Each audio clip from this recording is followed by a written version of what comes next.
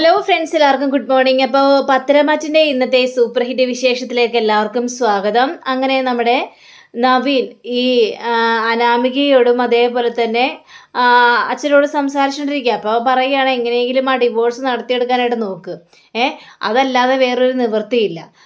ദേ എൻ്റെ പൊന്ന് നവീൻ സാറേ, ഞങ്ങൾക്ക് കിട്ടാവുന്ന പറഞ്ഞ പൈസ കിട്ടിയില്ലെങ്കിൽ ഞങ്ങൾ ഈ ഒരു ഡിവോഴ്സിന് സമ്മതിക്കുന്ന പ്രശ്നവുമില്ല. ആഹാ, അത് കൊള്ളാം. ഡിവോഴ്സിന് സമ്മതിച്ചില്ലെങ്കിലേ നിങ്ങൾക്ക് തന്നെയാണ് കേട് എന്നൊക്കെ പറഞ്ഞപ്പോഴും ഞങ്ങൾക്ക് എന്ത് കേട്? ഞങ്ങൾക്ക് തരാനുള്ള പാരിതോഷികം തന്നു കഴിഞ്ഞിട്ടുണ്ടെങ്കിൽ ഞങ്ങൾ ഞങ്ങളുടെ പാട് നോക്കി പൊയ്ക്കോളാന്നേ. അത് ഞങ്ങളൊരു തടസ്സവും നിൽക്കില്ല. പിന്നെ എനിക്കൊരു കാമുകനുണ്ട്. പിന്നെ എൻ്റെ കാമുകനൊപ്പം ജീവിക്കാനാണ് എനിക്ക് താല്പര്യം. അവനാണെങ്കിലേ അയർലൻഡിലേക്ക് പോകാനായിട്ട് തയ്യാറെടുത്തിരിക്കുകയാണ്. ആഹാ, കൊള്ളാലോ. അപ്പോൾ ഇത്രയും ആസ്തിയുള്ള കാമുകനാണെങ്കിൽ പിന്നെ എന്തിനാ ഈ പണത്തിന് പിന്നാലെ നടക്കുന്നത് എന്നൊക്കെ നവീൻ ചോദിക്കുമ്പോൾ, എൻ്റെ കാമുകൻ പറഞ്ഞതാ ഈ പണത്തിന് പിന്നാലെ ഒന്നും നടക്കണമെന്ന്. പിന്നെ നമുക്കൊരു അന്തസ്സില്ലേന്നേ. ആരുടെ മുല്ലെങ്കിലും തല കുനിച്ച് കൊടുക്കാനായിട്ട് പാടുണ്ടോ? ഓഹോ, അങ്ങനെയാണോ? അന്തസ്സൊക്കെ ഉണ്ടോ? അപ്പോൾ ഈ അനാമിക ഒന്ന് സ്തംഭിച്ചിങ്ങ് നിൽക്കുകയാണ്. നിങ്ങളുടെ രീതികളും കാര്യങ്ങളൊക്കെ എനിക്ക് നന്നായിട്ട് തന്നെ അറിയാം. അന്തസ്സിൻ്റെ കാര്യം പറഞ്ഞുകൊണ്ട് വന്നിരിക്കുന്നു. നിങ്ങൾക്ക് അങ്ങനെ ഒരു കാര്യമുണ്ടോ? അന്തസ് ഉണ്ടായിരുന്നെങ്കിൽ അവരോട് പൈസ ചോദിക്കില്ലായിരുന്നല്ലോ. നിങ്ങൾ നിങ്ങളുടെ പാട് നോക്കി പോയാനായിരുന്നു. പക്ഷേ അതൊന്നും ഇവിടെ നടന്നില്ലല്ലോ എന്ന് നവീൻ ചോദിക്കുമ്പോൾ, എൻ്റെ പൊന്ന് സാറേ, അവരെക്കാളും ഞങ്ങൾ പഞ്ഞ പാപ്പരാണ്. അതുകൊണ്ട് തന്നെ ഞങ്ങൾക്ക് കൂടുതൽ അന്തസ്സ് നോക്കേണ്ട ആവശ്യവും ഇല്ല. അവരോട് ചോദിക്കാനുള്ള പൈസയൊക്കെ ഞങ്ങൾ ചോദിക്കും. ഞങ്ങൾക്കും ജീവിക്കേണ്ടേ സാറേ, ഞങ്ങൾ മനുഷ്യന്മാരല്ലേ. അതുകൊണ്ട് അവരോട് പൈസ തരാൻ പറയുന്നേ. പൈസ എന്ന് കഴിഞ്ഞിട്ടുണ്ടെങ്കിൽ ഞങ്ങൾ ഡിവോഴ്സിന് സമ്മതിച്ചേക്കാം. ഞാൻ എങ്ങനെയെങ്കിലും ആ അവന്തികയുമായിട്ടുള്ള കല്യാണം നടക്കട്ടെ എന്നൊക്കെ വിചാരിച്ചുകൊണ്ടാണ് ഇങ്ങനെ പറഞ്ഞത്. അവന്തികയായിട്ട് കല്യാണമൊന്നും നടക്കാനായിട്ട് പോകുന്നില്ല. കാരണമേ, നന്ദുവും അനിയുവേ അങ്ങോട്ടും ഇങ്ങോട്ടും പരസ്പരം ഇഷ്ടത്തിലാണ്. അനാവശ്യം പറയാൻ നിൽക്കരുത് കേട്ടോ. നന്ദു അങ്ങനത്തെ ഒരു പെൺകുട്ടിയല്ല. അവൾ ഭയങ്കര ഡീസൻ്റാണ്. അവളുടെ അമ്മ വരെയും പറഞ്ഞല്ലോ അനിയാണ് അവളുടെ പിന്നാലെ നടക്കുന്നതെന്ന്. അല്ലാതെ നന്ദു അല്ല അനിയുടെ പിന്നാലെ നടക്കുന്നത്. ഇനി ഇത്തരത്തിലുള്ള കാര്യങ്ങളൊന്നും വരാൻ നിൽക്കരുത്. നിങ്ങൾക്ക് ഡിവോഴ്സ് വേണമെങ്കിൽ ചെയ്യ്, എനിക്ക് അത്രേ പറയാനുള്ളൂ എന്നും പറഞ്ഞുകൊണ്ട് ഈ നവീൻ കയറി പോവാണ്. അപ്പോഴേക്കും ഈ വേണുവാണെങ്കിലും, മോളെ, ഞാൻ അപ്പോഴേ പറഞ്ഞില്ലേ, ഈ നന്ദുവിനോട് ഇവന് വല്ലാത്ത പ്രണയമുണ്ട്. അതുകൊണ്ടാണ് നമ്മളൊന്നും പറഞ്ഞിട്ട് അവനിതൊന്നും വിശ്വസിക്കാത്തത്. അല്ലെങ്കിൽ പ്രണയം എന്ന് പറഞ്ഞ കാര്യം അങ്ങനെയാണല്ലോ. ഈ പ്രണയത്തിൻ്റെ കാര്യത്തിലേ ആണുങ്ങൾ ശരിക്കും മണ്ടന്മാരാ, മന്ദബുദ്ധികൾ. പെണ്ണുങ്ങൾ പറയുന്ന കാര്യങ്ങൾ മുഴുവനെ വിശ്വസിക്കുള്ളൂ. പിന്നെ വേറെ ആരും പറയുന്നത് അവർ വിശ്വസിക്കാനായിട്ട് പോകുന്നില്ല. ഈ പ്രണയം അവരുടെ മുന്നിൽ അവർ സ്നേഹിക്കുന്ന പെണ്ണാണ് എപ്പോഴും പരിവൃത, എല്ലാ കാര്യങ്ങളും ചെയ്യുന്നവള്, നന്മയുള്ളവള് എന്നൊക്കെ മാത്രമേ വിചാരിക്കുള്ളൂ. അവങ്ങനെ കിട്ടുമ്പോൾ പഠിച്ചോളും എന്നും പറഞ്ഞുകൊണ്ട് ഇവർ രണ്ടുപേരും അവിടെ നിന്ന് പോവാണ്. പിന്നീട് കാണിക്കുന്നത് നമ്മുടെ മുത്തശ്ശനെയും മുത്തശ്ശിയാണ്. അപ്പോൾ മുത്തശ്ശി ഇങ്ങനെ സംസാരിച്ചുകൊണ്ടിരിക്കുകയാണ്. വലിയൊരു കോമ്പറ്റീഷൻ വരികയാണ്. ആ കോമ്പറ്റീഷനിൽ നയനയെ പങ്കെടുപ്പിക്കണമെന്ന് തന്നെയാണ് എൻ്റെ ആഗ്രഹം. ഇത് കേട്ട് കഴിഞ്ഞപ്പോഴേക്കും, അയ്യോ, ഈ ഒരു അവസ്ഥയിൽ ഇത്രയും റിസ്ക്കുള്ള പരിപാടികളൊന്നും ചെയ്യാൻ പാടില്ലാത്തതാണ്. മോള് സമ്മതിച്ചിട്ടുണ്ട്. അപ്പോൾ പിന്നെ നമുക്കതിൽ എതിർ നിൽക്കേണ്ട കാര്യമൊന്നും ഇല്ലല്ലോടോ എന്നൊക്കെ പറഞ്ഞപ്പോഴേക്കും, ഇദ്ദേഹത്തിൻ്റെ താല്പര്യം അങ്ങനെയാണെങ്കിൽ അങ്ങനെ തന്നെ ആയിക്കോട്ടെന്നേ. നമുക്ക് ഈ ഒരു മത്സരത്തിലും കൂടി പങ്കെടുപ്പിക്കാം നയന മോളെ എന്നൊക്കെ എന്നെ സംസാരിച്ചുകൊണ്ടിരിക്കുമ്പോഴാണ് ആനി അങ്ങോട്ട് കയറി വരുന്നത്. അപ്പോൾ എന്താടാ എന്ന് ചോദിച്ചു കഴിഞ്ഞപ്പോഴേക്കും, എനിക്ക് മുത്തശ്ശനോട് അത്യാവശ്യ കാര്യം പറയാനുണ്ട്. എന്ത് കാര്യം? അല്ല, ഇൻ്റർനാഷണൽ ലെവലിൽ പങ്കെടുക്കുകയാണെന്നൊക്കെ പറഞ്ഞല്ലോ, എന്നോട് ചെല്ലാനായിട്ട് പറഞ്ഞിട്ടില്ലേ? അപ്പോൾ ഞാൻ ആദർശേട്ടനെ കൂടി വിളിച്ചോട്ടെ എന്ന് ചോദിക്കുമ്പോൾ, എൻ്റെ ഇഷ്ടപ്രകാരം നീ ഏതായാലും ആദർശിനെ അങ്ങോട്ട് കൊണ്ടുപോകില്ല. അല്ലെങ്കിൽ നീ എന്തിനാണ് ആദർശിനെ കൊണ്ടുപോകുന്നത്? അവൻ്റെ കാല് പിടിച്ച് നിൽക്കേണ്ട കാര്യം നിനക്ക് എന്താ ഉള്ളത്? നിനക്ക് സ്വന്തമായിട്ട് നല്ല കഴിവുണ്ട്. നീ കാരണം ഇപ്പോൾ കമ്പനിക്ക് നല്ല ഉയർച്ച തന്നെയാണ് വന്നിരിക്കുന്നത്. നിന്റെ ഉയർച്ച എപ്പോഴും നിനക്കുള്ളത് തന്നെയാണ്. അത് ആദർശിൻ്റെ തലയിലേക്ക് വെച്ച് കിട്ടിക്കാനായിട്ട് നോക്കണ്ട. എനിക്ക് അവൻ്റെ കാര്യം കേൾക്കേണ്ട യാതൊരു കാര്യമില്ല. എൻ്റെ മുന്നിൽ വന്ന് നീ ഇങ്ങനെ സംസാരിക്കാൻ പോലും പാടില്ലായിരുന്നു അനി എന്ന് പറയുമ്പോൾ, എന്താ മുത്തശ്ശൻ ഇത്ര വാശി എന്ന് ചോദിച്ചപ്പോഴേക്കും, എനിക്ക് വയസ്സ് 10-75 കുട്ടികളുടെ മനസ്സാ.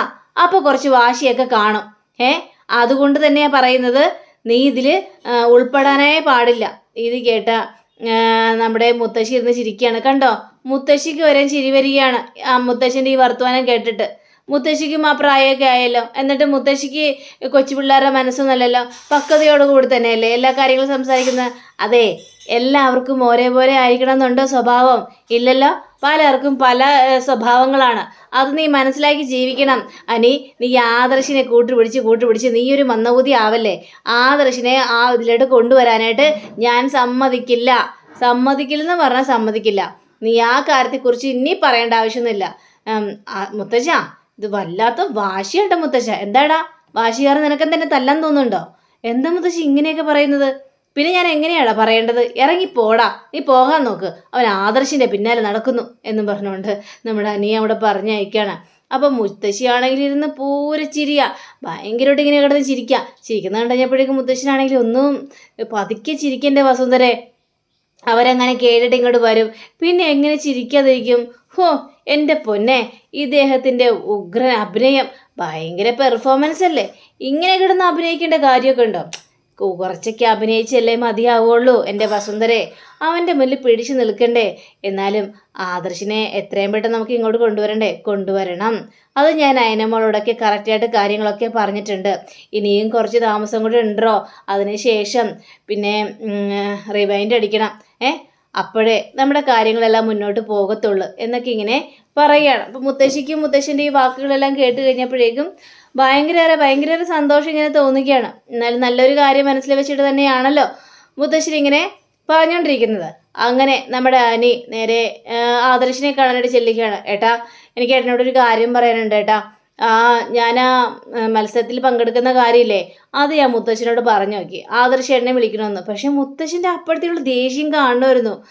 ആദർശൻ്റെ പേര് പറയാൻ പോലും മുത്തശ്ശൻ അവിടെ സമ്മതിക്കുന്നില്ല.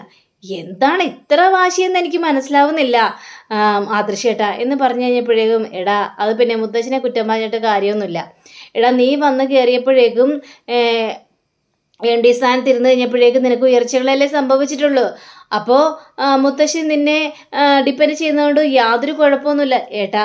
എൻ്റെ വിജയത്തിന് എല്ലാത്തിനും പിന്നിലെ ഏട്ടൻ തന്നെയല്ലേ. അതൊന്നും മുത്തശ്ശനോട് പറയാൻ പോലും മുത്തശ്ശൻ സമ്മതിക്കുന്നില്ല. എന്തിനാണ് പറയുന്നത്? ഞാൻ പറഞ്ഞല്ലോ, നിനക്ക് എന്ത് വീഴ്ചയുണ്ടായാലും അപ്പം ഞാൻ നിൻ്റെ കൂടെ തന്നെ ഉണ്ടാകും. അത് മുത്തശ്ശൻ്റെ സിമ്പതി പറ്റാനൊന്നും അല്ല. മുത്തശ്ശൻ എന്ത് വേണമെങ്കിലും പറഞ്ഞോട്ടെ, എല്ലാ കാര്യത്തിലും ഞാൻ കൂടെ ഉണ്ടാവില്ല നിൻ്റെ. എന്നാലും ഏട്ടാ, ഇത് വല്ലാത്തൊരു സംഭവമായി പോയിട്ടോ എന്നൊക്കെ ഇങ്ങനെ സംസാരിച്ചുകൊണ്ടിരിക്കുമ്പോൾ നയന നന്ദുവിനായിട്ട് വരികയാണ്. നന്ദുവിനെ കണ്ടു കഴിഞ്ഞപ്പോഴേക്കും മനിയാകെ ഞെട്ടിപ്പോണേ. നന്ദു ഇവിടെ ഉണ്ടായിരുന്നോ എന്ന് ചോദിച്ചപ്പോഴേക്കും അതുകൊണ്ടാണല്ലോ നീ കണ്ടത്. നീ എന്താ വിചാരിച്ചത്? ഒന്നുമില്ല, പെട്ടെന്ന് ഇവിടെ നന്ദുവിനെ കണ്ടു കഴിഞ്ഞപ്പോഴേക്കും ഞാൻ ചോദിച്ചെന്നേ ഉള്ളൂ. അപ്പോൾ വീണ്ടും നന്ദുവിൻ്റെ നെറ്റിയിലേക്ക് നോക്കി കഴിഞ്ഞപ്പോഴേക്കും അയ്യോ, ഇതെന്താ നന്ദുവിനെ നെറ്റി പറ്റിയത്? നെറ്റി മുറിഞ്ഞിരിക്കുകയാണല്ലോ എന്ന് ചോദിച്ചപ്പോഴേക്കും ആദർശാണെങ്കിൽ അത് പിന്നെ എടാ, ഇന്നലെ മീറ്റിംഗ് കഴിഞ്ഞ് വരുമ്പോൾ ഗുണ്ടകളുടെ ആക്രമണം ഉണ്ടായതാണ്. അങ്ങനെ തുടർന്ന് നെറ്റി പൊട്ടിയതാണ്. അയ്യോ, ഇത് വല്ലാത്തൊരു കഷ്ടമായിപ്പോയല്ലോ. എന്താ ആദർശമായിട്ട് അങ്ങനെ ഗുണ്ടയൊക്കെ ആക്രമിക്കാനുള്ള കാരണം? അത് വേറൊന്നുമല്ല, ജ്വല്ലറിയിലെ കള്ളക്കടത്ത് സ്വർണ്ണങ്ങളെല്ലാം നന്ദു പിടിച്ചെടുത്തല്ലോ. അതിനുള്ള പ്രതികാരം വീട്ടിയതാണ് ആ ഡേവിഡും കൂട്ടുകാരൊക്കെ. അപ്പം അതൊന്നും കൂടുതൽ കാര്യമാക്കാനായിട്ട് നിൽക്കണ്ട. ഇവരെ കൊണ്ടൊക്കെ വല്ലാത്ത ശല്യമായി തീർന്നിരിക്കുകയാണല്ലോ ആദർശേട്ടാ. ഇനിയിപ്പോൾ ഇങ്ങനെ പോയി കഴിഞ്ഞിട്ടുണ്ടെങ്കിൽ വഴി നടക്കാൻ പോലും ഇവർ സമ്മതിക്കില്ലല്ലോ ആദർശേട്ടാ എന്നൊക്കെ ഇങ്ങനെ പറയാം.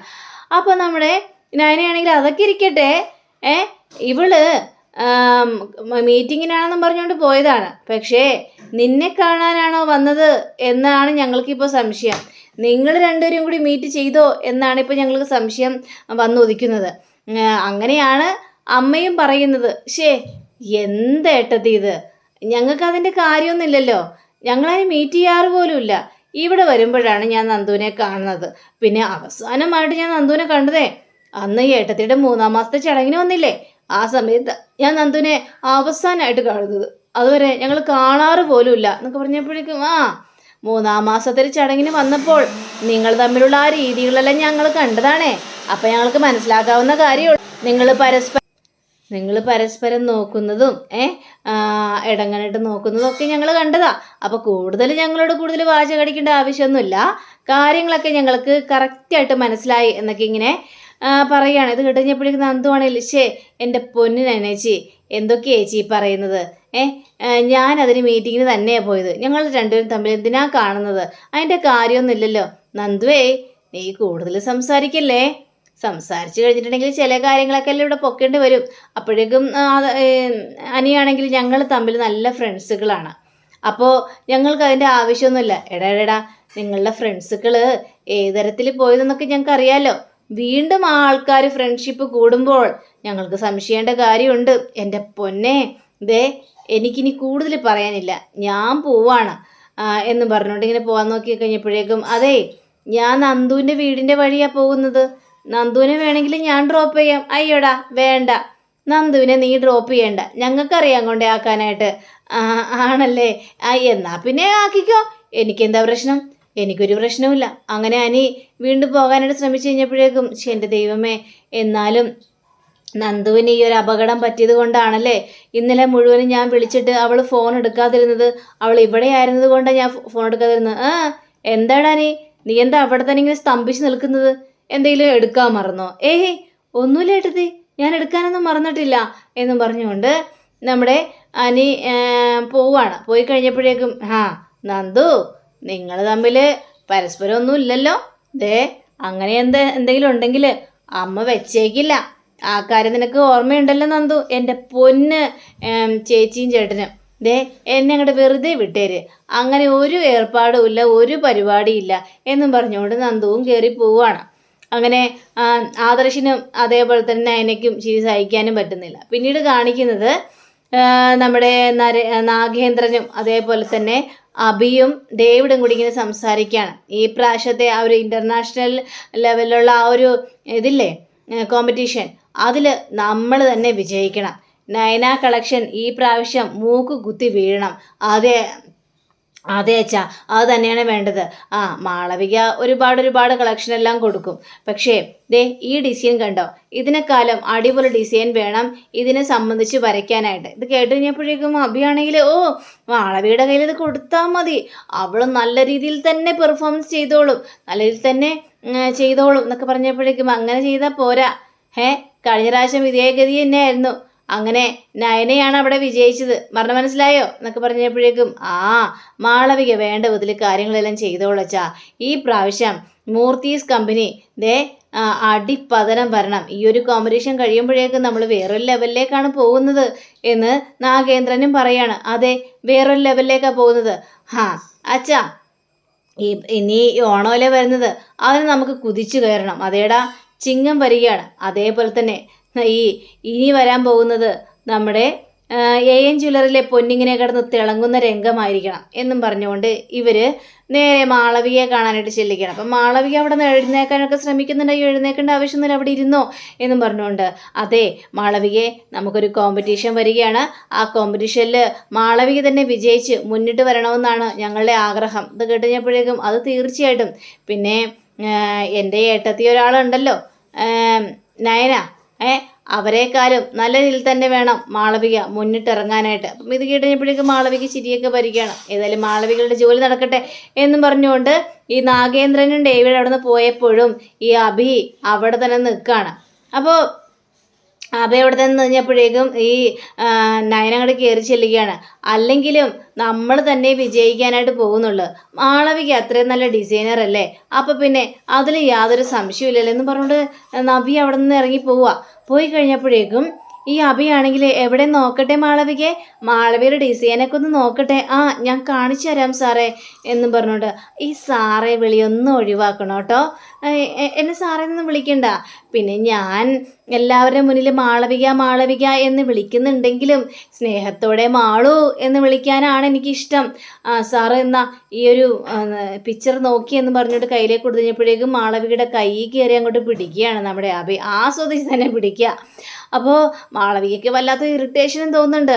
സാറേ, ഇതാണ് സാറേ പുതിയ ഡിസൈൻ എന്നൊക്കെ പറഞ്ഞപ്പോഴേക്കും, കൊള്ളാം, ഇനിയും പൂർത്തിയാക്കിയിട്ടില്ല. ശരി, പൂർത്തിയാക്കിയിട്ട് എന്നെ വിളിക്കണേ, ഞാൻ ഉടനെ വന്നോളാം എന്ന് പറഞ്ഞുകൊണ്ട് ഇവൻ അവിടെ നിന്ന് പോവുകയാണ്. മാളവികയ്ക്ക് വന്ന കളി അത് പറഞ്ഞറിയിക്കാൻ പോലത്തെ കളി തന്നെയാണ്. അങ്ങനെ നമ്മുടെ നയനയെ കാണിക്കുകയാണ്. അപ്പോൾ നയനയ്ക്ക് ഒരു മെസ്സേജ് വന്നിരിക്കുക. ആ മെസ്സേജിൽ എഴുതിയിരിക്കുന്നത് എങ്ങനെയാണ്, ഇൻ്റർനാഷണൽ ലെവലിലുള്ള ഒരു കോമ്പറ്റീഷനിലൂടെ വരികയല്ലേ, അതിന് ദേ ആസൂത്രിതമായിട്ട് മാളവിക കളക്ഷൻസും പങ്കെടുക്കുന്നുണ്ട്. അപ്പോൾ എന്തായാലും മാളവിക കളക്ഷൻസ് ജയിക്കാനായിട്ട് പോകുന്നില്ല, നയന കളക്ഷൻസ് അല്ലേ ജയിക്കുള്ളൂ. കാരണം മാളവിക കളക്ഷനും നയന കളക്ഷനും ഒന്നല്ലേ എന്നാണ് അതിൽ എഴുതിയിരിക്കുന്നത്. ഇത് കണ്ട് നയന പേടിച്ചു പോവുക. അങ്ങനെ നയന നേരെ ആദർശനോട് ചെന്ന് കാര്യങ്ങൾ പറയണം. ആദർശേട്ടാ ഇത് കണ്ടോ ആദർശേട്ടാ? അപ്പോൾ ഇതും വായിച്ചു കഴിഞ്ഞപ്പോഴേക്കും ആദർശന് വരാത്തൊരു ഡൗട്ട്, അത് ശരിയാണല്ലോ നയനെ, അപ്പോൾ നമ്മൾ ആണിതെല്ലാം വരച്ചു കൊടുക്കുന്നതെന്ന് ആരോ അറിഞ്ഞിരിക്കുന്നു ആദർശേട്ടാ? അതെ, ആരായിരിക്കും ആദർശേട്ടാ? അത് ഒന്നും മനസ്സിലാവുന്നില്ലല്ലോ അങ്ങോട്ട്. അതെ, നമ്മുടെ എല്ലാ നീക്കങ്ങളും അറിയുന്ന ഒരാൾ ഇവിടെയുണ്ട്. ഞാൻ ഈ നമ്പറേ സേവിയറിൻ്റെ കയ്യിൽ കൊടുക്കാത്തത് എന്നാന്നറിയാവോ? വേണ്ടെന്ന് വിചാരിച്ചിട്ടാണ്. കാരണം നമ്മളിവർ സഹായിച്ചുകൊണ്ടിരിക്കുകയാണല്ലോ, ഉപദ്രവിക്കുന്നൊന്നുമില്ല, പിന്നെ എന്താ പ്രശ്നം? പക്ഷേ ആദർശേട്ടാ, നമ്മളോടിപ്പോൾ ഈ കാര്യങ്ങളെല്ലാം പറഞ്ഞ് അതേപോലെ തന്നെ നമ്മുടെ രഹസ്യങ്ങളും ഇനി ജ്വല്ലറിയിലേക്ക് ഒറ്റ കൊടുക്കോ? അങ്ങനെ വരാൻ ചാൻസ് കുറവാണ്. അങ്ങനെ ഒരിക്കലും സംഭവിക്കാനായിട്ട് പോകുന്നില്ല. പക്ഷേ എന്തായാലും ഇവർ ചെയ്യുന്നത് നല്ല പ്രവൃത്തികൾ തന്നെയാണ് എന്ന് പറയാം. അപ്പം അങ്ങനെയും കാണിച്ചുകൊണ്ടാണ് നമ്മുടെ ഇന്നത്തെ റിവ്യൂ അവസാനിച്ചിരിക്കുന്നത്.